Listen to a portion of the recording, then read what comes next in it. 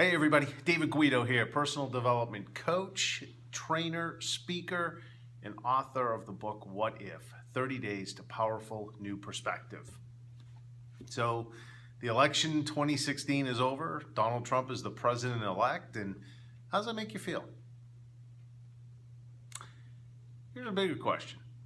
How does the pre- and post-election fighting and bitterness and divide make you feel? Does it make you feel great? Does it make you feel inspired? Does it lift you up? Does it give you hope? Are you getting caught up in it?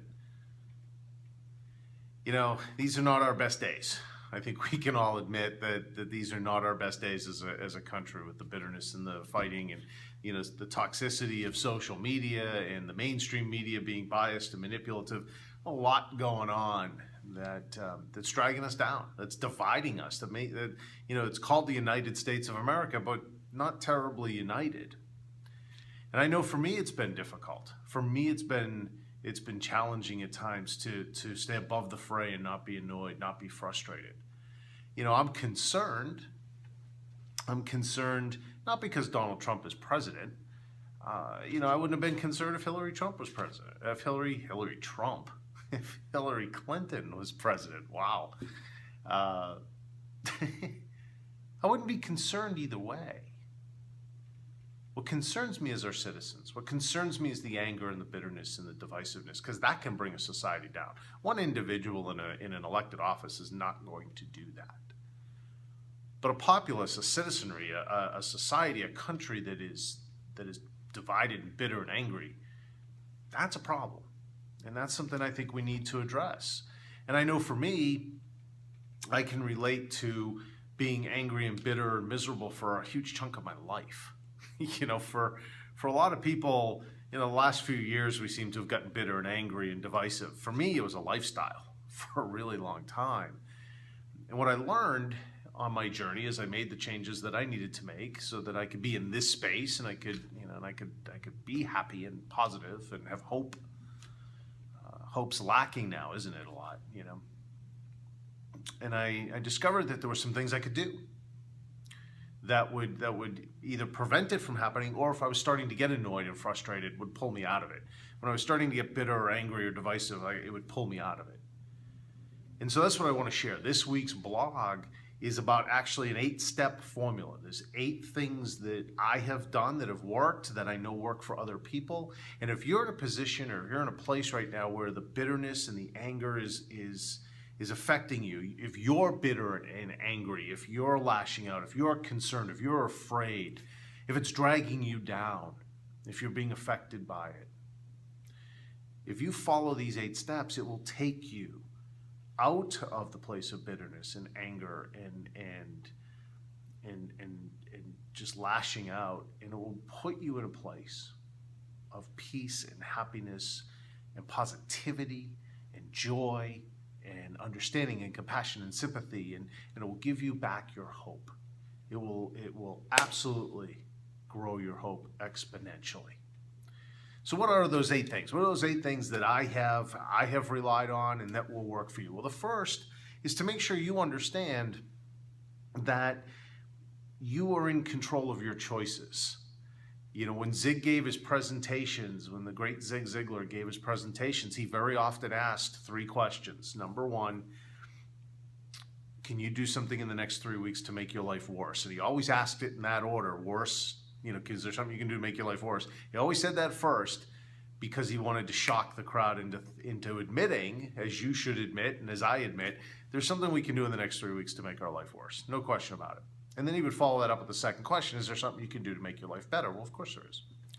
Is the choice yours? Well, of course it is. And by admitting those 3 things, what we're saying is that no matter what's ever happened to us in the past, and no matter where we are today, regardless of our current or past circumstances, listen carefully, we have the ability, the power, and the control to make choices going forward to make our life better. So a lot of the bitterness and anger stems from thinking that we're not in control, that we can't make choices that make our life better because of things going on around us, because of what the other side is doing, or because of who the president is, or because of an economic plan, or because of what they did to me in the office, or because of what my family has done to me. the reality is no matter what's happened to you, or no matter where you're at now, you have the power and the control and the ability to make choices to make your life better.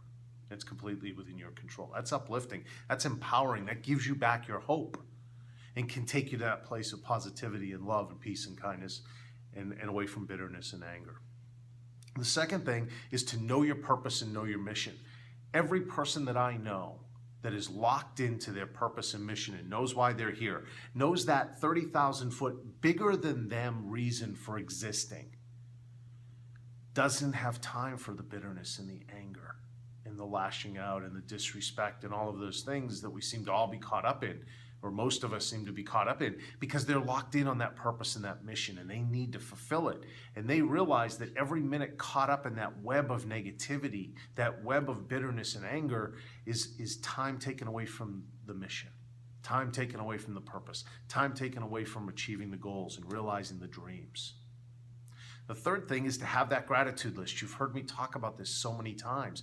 When you have your gratitude list, and you have you add to it every day. I have a gratitude list with hundreds of thousands of items on it, and I add at least 3 every day. Every day I add to my gratitude list. And what happens is when you have the attitude of gratitude, you don't focus on what you don't have. You don't focus on what you can't have. You don't focus on all the bad things going on around you. You need to be aware of them. You need to take steps to address things that are going on. We all want to make society better. We're all in this to make our lives better. I get that. But far too often, we don't have a gratitude list. We're not in touch with what we should be grateful for. And all that allows us or leaves us is to focus on what we don't have and what's not great. When you have the gratitude list, it focuses you on gratitude, and that gives you back your peace and your joy and your happiness and your passion, and you're excited and you have hope. Number 4 in these 8 steps that I've taken is to serve others first. We've talked about this before.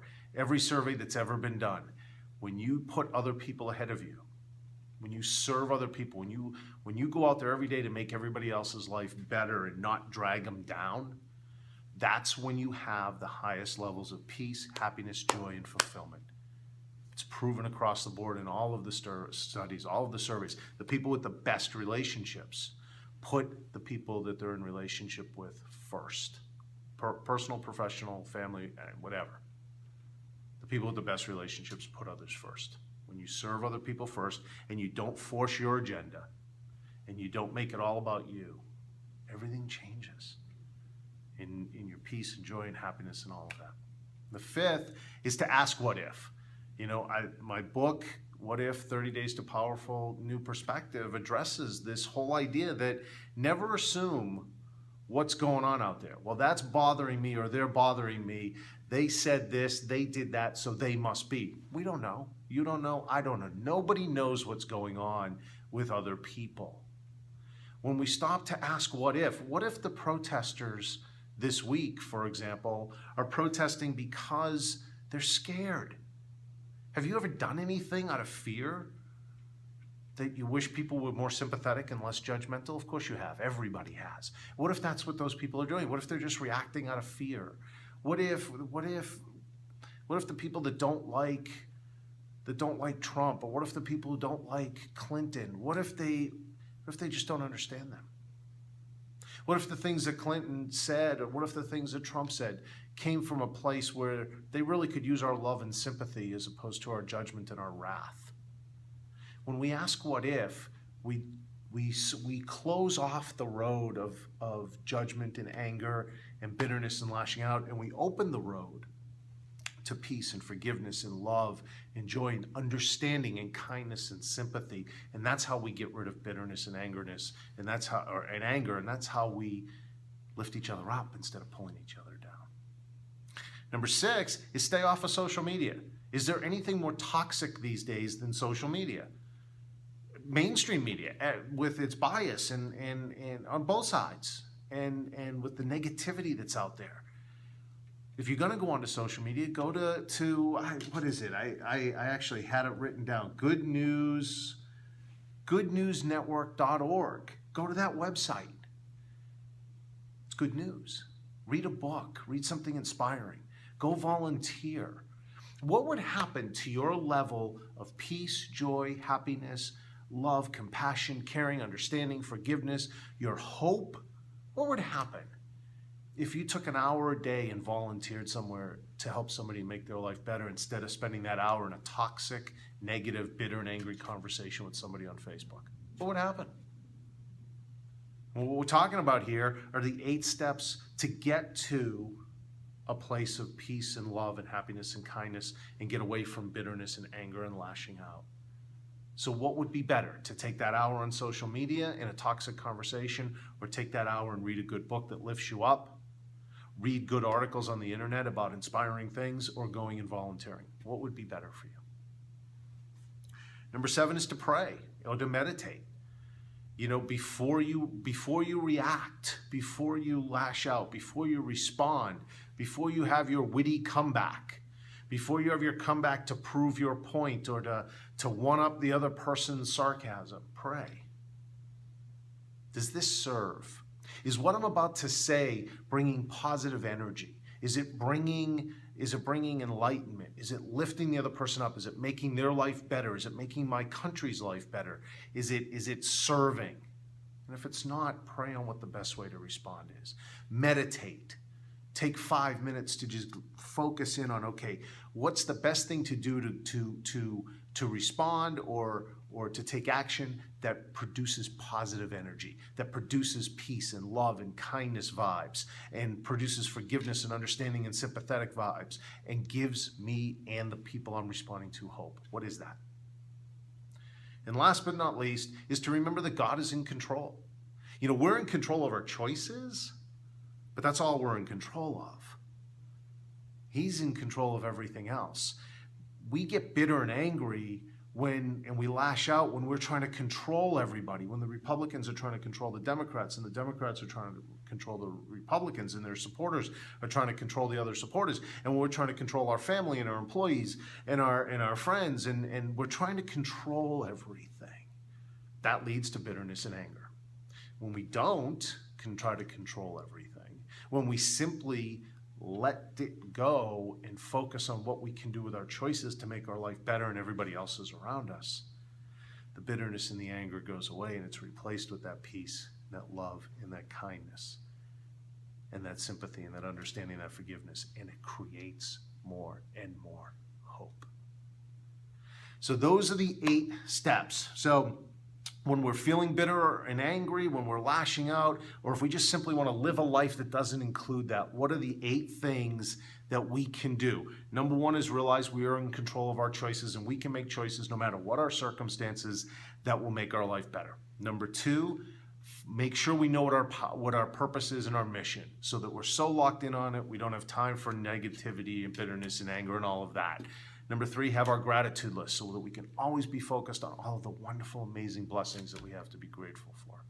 Number 4, serve other people first. Put other people ahead of ourselves. Lift them up instead of dragging them down. It gives us the greatest feelings and levels of peace, joy, and fulfillment in our life. All the surveys, all the studies say so. Number 5, ask what if.